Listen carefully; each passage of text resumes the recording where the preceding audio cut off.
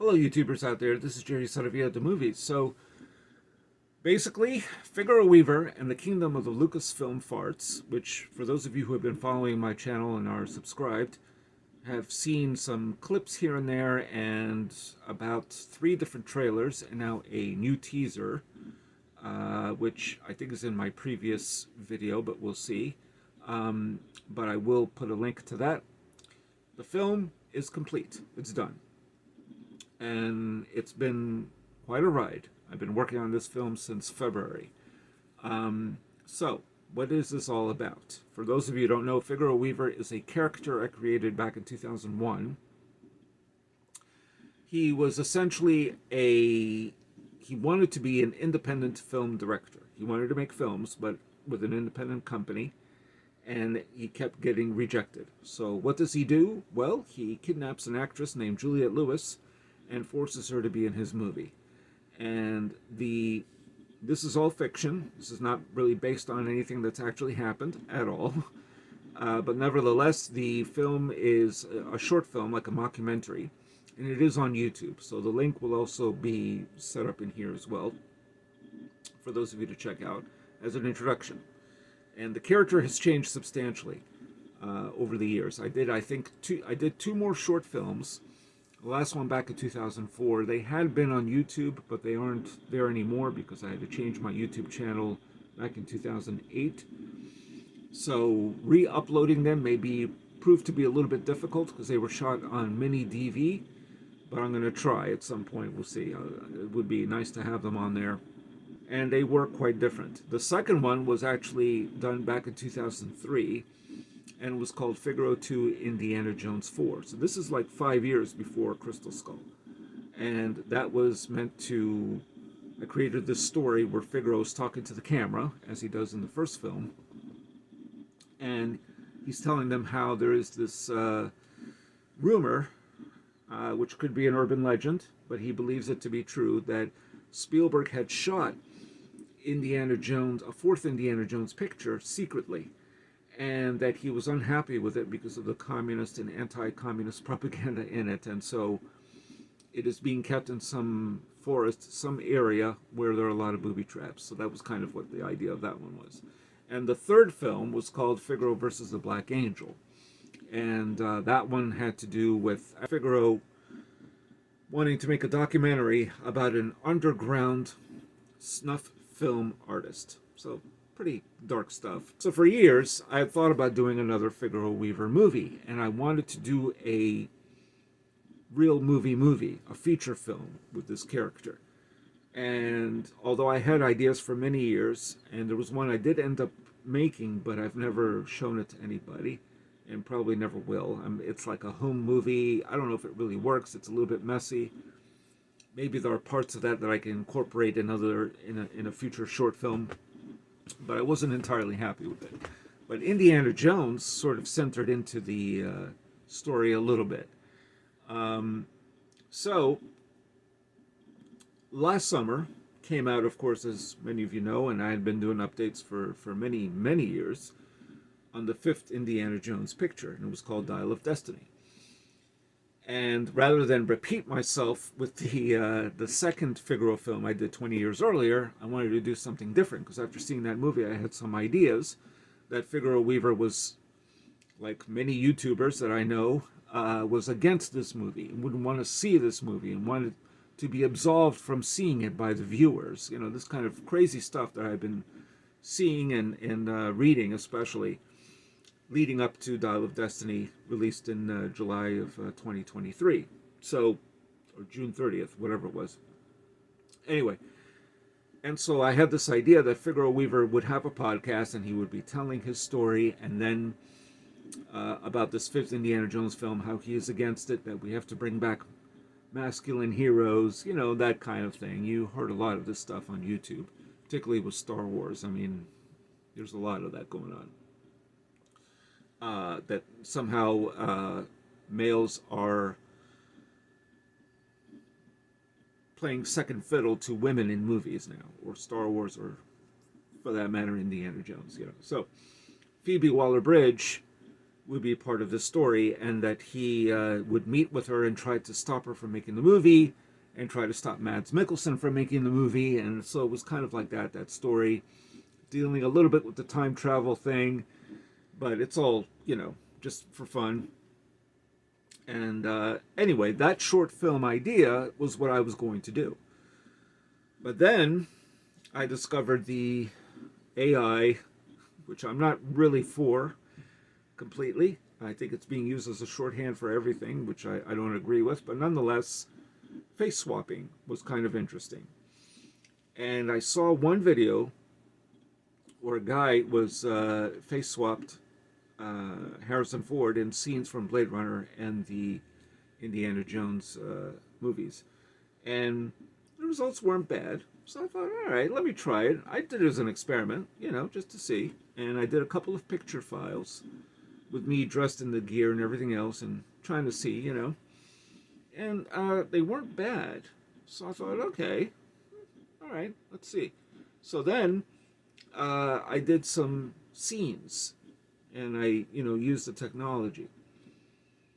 And I was absolutely stunned because I didn't think my bone structure, my face, was anywhere similar to Harrison Ford's.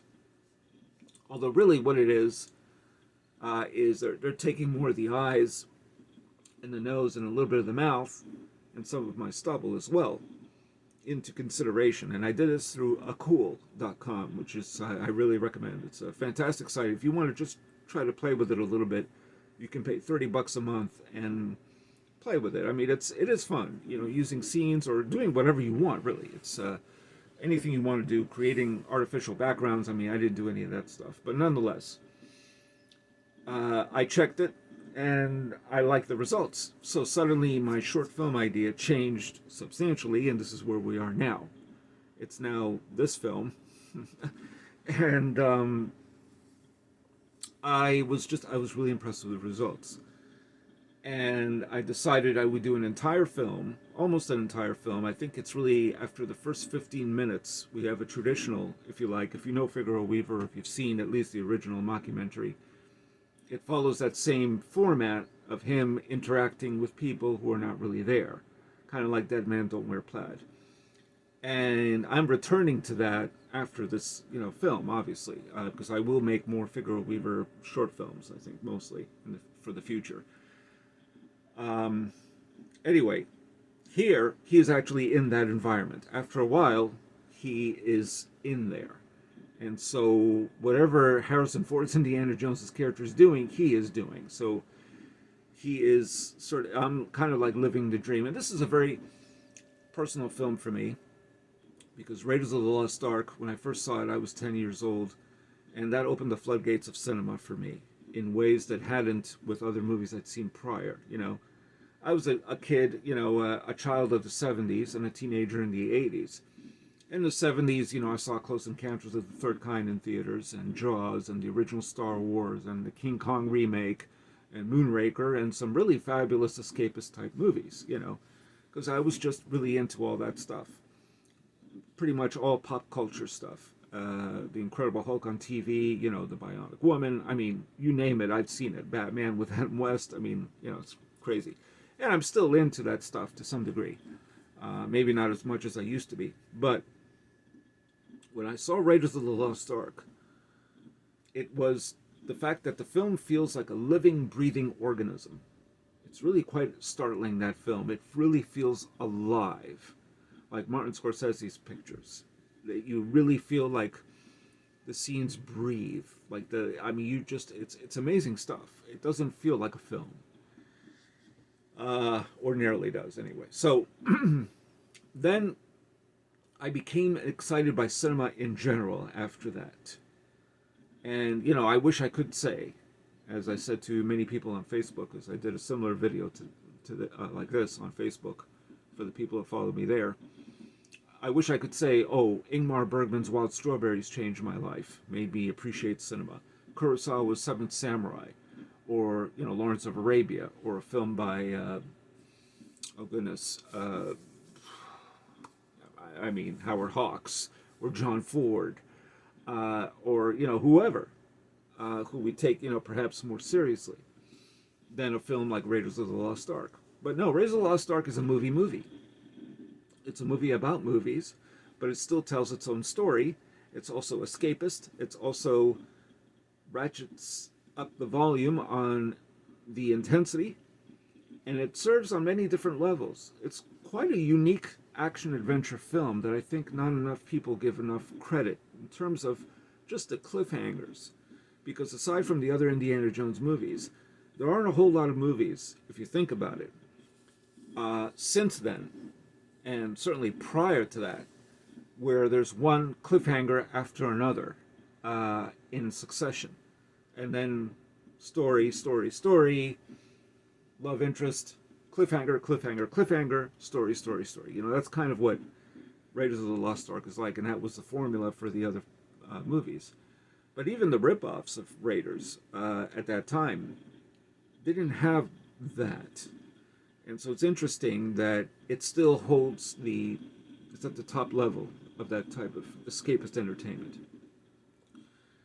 And so that movie changed my life. I became more aware of Louis Buñuel. I became more aware of Steven Spielberg as a director. I became interested in directors. I became interested in cult films. I mean, it opened the floodgates. Like, suddenly cinema was much more of an exciting thing than I ever thought of prior to Raiders. And that's why it's very personal for me. In addition to Raiders of the Lost Ark being pretty much the very best action-adventure film ever made. At least that's my opinion. So, this film is a tribute to that film and for it changing my life. It's a comedy, and there are many things in it that may drive you up the wall. Others that, it's meant to be spirited, kind of funny. I throw in all the chills, the thrills, etc. I mean, it's everything you would expect to see in an Indiana Jones movie. You'll see in Figaro Weaver, because it uses the exact same scenes, pretty much, but in a different order. I also cut through things a lot faster, and that's because there's a whole lot to cover. I mean, you could think of it almost, if you're an Indiana Jones fan and have seen all the films, you could almost think of this as like the Avengers version of that, because Cate Blanchett's character shows up, Willie Scott, everyone else, but the difference is that Dana, who had agreed to use her likeness, has used her face for these roles. So I face swapped Karen Allen and Kate Capshaw and Cate Blanchett and so on with her face. And then, of course, me as Indiana Jones by way of Figaro Weaver. Not to mention the character of Belloc from the original Raiders. I used my face as well in there, and I made myself look much older and very different. And he plays, Figaro's brother. It's this sort of trillionaire, kind of like, almost like a James Bond, much more of a James Bond villain than the original, because his plans are very different. So there's a very different dialogue. The Ark of the Covenant is still sort of the MacGuffin, but it also there's another MacGuffin in addition to that that's inside the Ark, and it's not the Ten Commandments. So anyway, if you're interested in all that and you like to see this and you enjoy the teaser, or you're ready to see this film, it's on Vimeo, and we'll see. It was the only place I could put it. I couldn't upload the film on YouTube. I knew I couldn't do that because of copyright material. The House of the Mouse, you got to watch out. So, anyway, please, I hope you enjoy the film. Take it as pure entertainment. This is not really an artistic statement I'm trying to make at all. None of the Figaro Weaver movies that I've done anyway were really meant to be that. There may be a subtext, perhaps, that you'll find. I don't know. But nonetheless, it's meant to be strictly entertaining.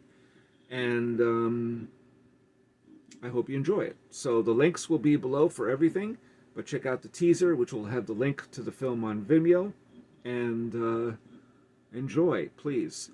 Share it, and download it if you like, before copyright strikes take place, which hopefully won't happen anytime soon, but you never know. So anyway, that's all I got to say about that. I just wanted to give this introduction, and this is it. My character, Figaro Weaver, will return, Um, I'm doing something called, at some point next year, Figaro Goes to the Head of the Class. That will be the next one that I will do. And I'll probably do one more Figaro short film sometime after that. And I may end it with Figaro Weaver and pursue other things for sure. But anyway, I hope you like it. If you aren't a subscriber, please subscribe to my channel. I am going to get back into reviewing movies as well. And if you are a subscriber, thank you. I've gained a whole lot more subscribers recently. So thank you for that. And once again, if you are subscribed, hit the notification bell for future uploads. And that's all I got to say about this. Please watch Figaro Weaver and the Kingdom of the LucasFilm Farts. It's 2 hours and 8 minutes long. I guarantee you it will not feel like 2 hours. It'll feel like, I don't know, an hour and 20 minutes. It will go by real fast, I think. So please let me know what you think. And that's all I got to say about that. And this is Jerry Saravia at the Movies, signing off.